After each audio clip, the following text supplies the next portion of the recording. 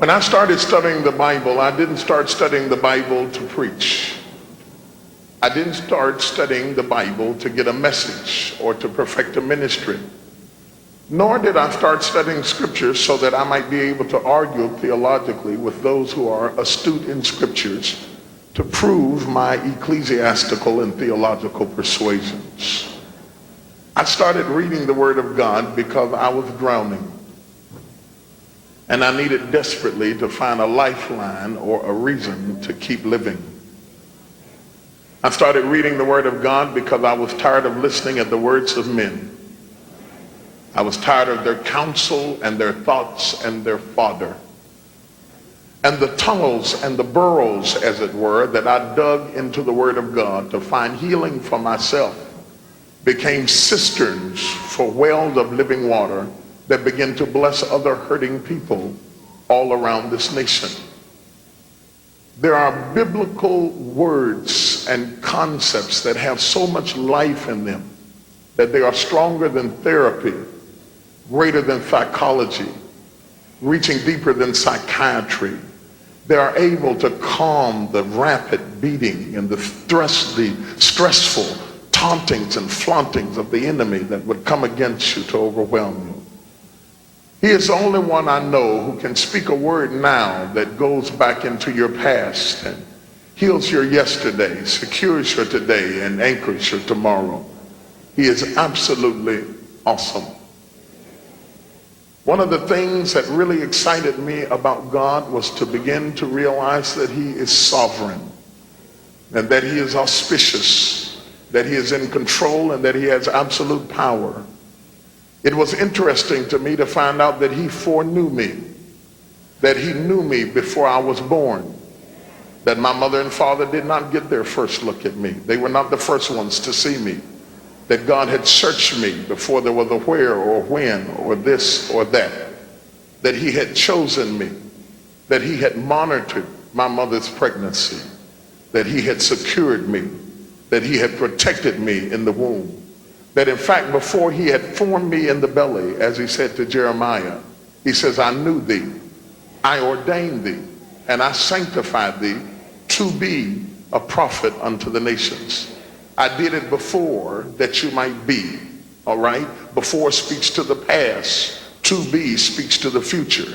He said, you are going to be what I have prepared before I formed thee in the belly, I knew thee. There are no surprises with me. God says, I already know all about you. You will never surprise me. Your thoughts will not surprise me. I know your thoughts while they are still afar off.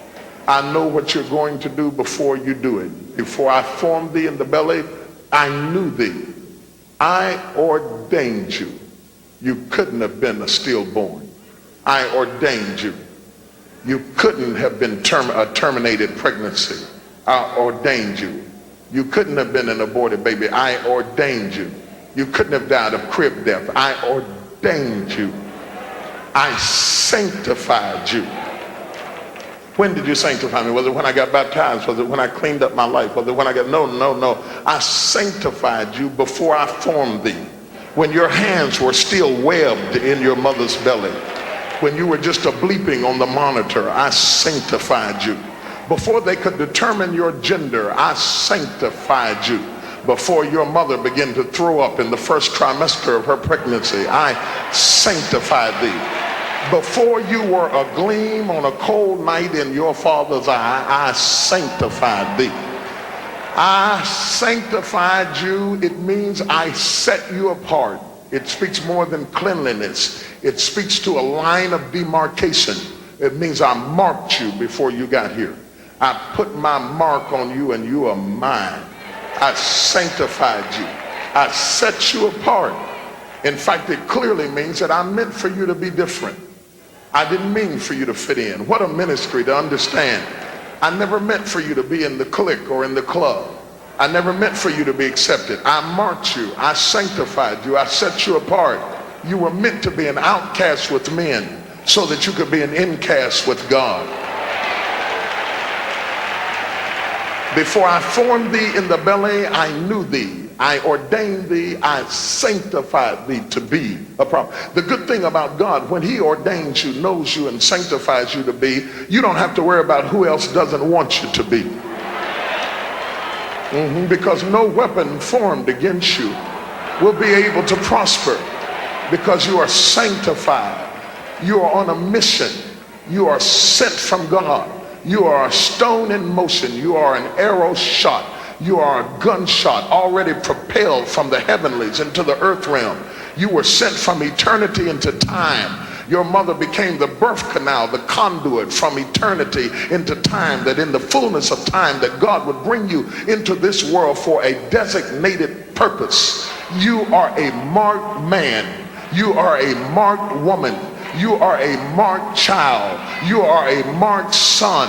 You are set apart. God has a definite agenda for your life. He is setting you up for a great move. He wants to move mightily in your life. There are some things that only you can do. You are distinctly different from anybody else. You are forbidden to imitate other people. You are forbidden to copy other people. You have been marked. When God wanted you, he created you. If he'd have wanted Sally, he'd have created Sally. If he'd have wanted Jimmy, he'd have called Jimmy. If he'd have wanted Ted, he'd have called Ted. When he called you because he wants you. You never have to be stressed out trying to be anybody other than yourself. He wants you.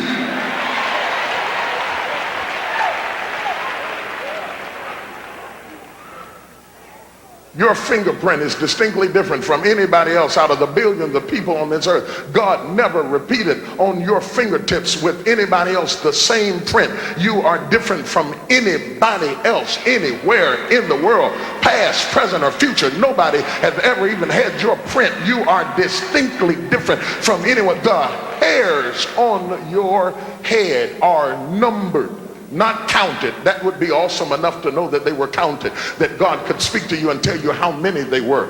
But that is not enough to say that they are counted. They are numbered. To be numbered means that if one of them gets caught in a comb, he knows that that's hair number 15,438.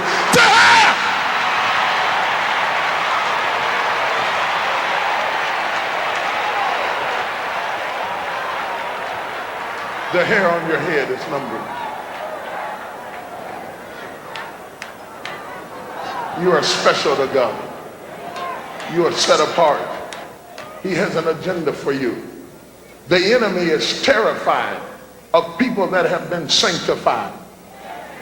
He is terrified. He will set traps and obstacles and bondages to keep you from entering into your purpose because he is terrified of you. Don't waste time being terrified of him. He is terrified of you. The greater the struggles you face, the greater the challenges you go through, the greater the turmoil in your life is all the indication that Satan has assigned assassins to terminate you from reaching your designated target. He will do anything to overwhelm you, belittle you, to rip you of your confidence, your self-esteem.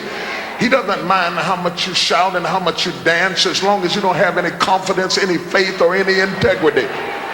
He doesn't mind how excited you get, as long as when you get through shouting you have no character.